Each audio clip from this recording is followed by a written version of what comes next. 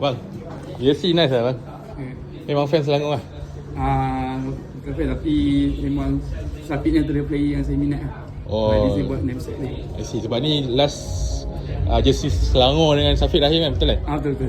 Saya sebenarnya fan Kelantan.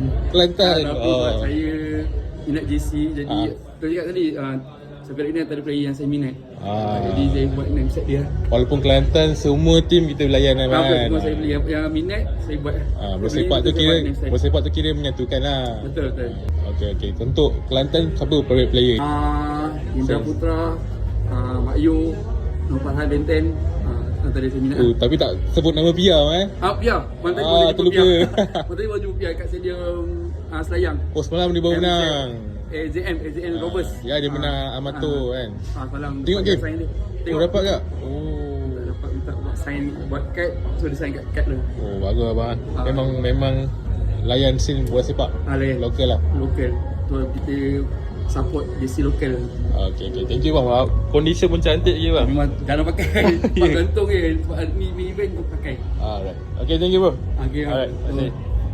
Ni yang kad tu lah. Cantik lah bang buat. Buat sendiri? Tak ada, saya hantar kat tu buat yang ni.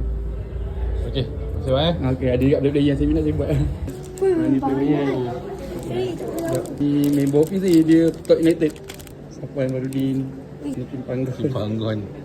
Ini memang buat untuk sign lah kalau jumpa. Kalau jumpa sign lah. Player suka ni kan. Tu tapi yang minta lah, dia ingat untuk dia cakap. Tak ada ni untuk saya simpanan saya ke. Buat extra bang, tiap kali buat extra satu. Bila jumpa, bagi dia satu.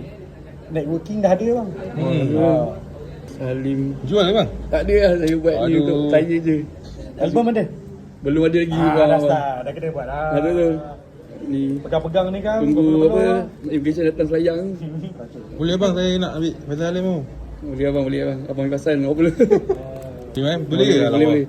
Saya abang ambil pasal tak ada hal. Okay. Ya Allah, cantik lah. Nanti kontak dekat Ni John. Terima kasih bang.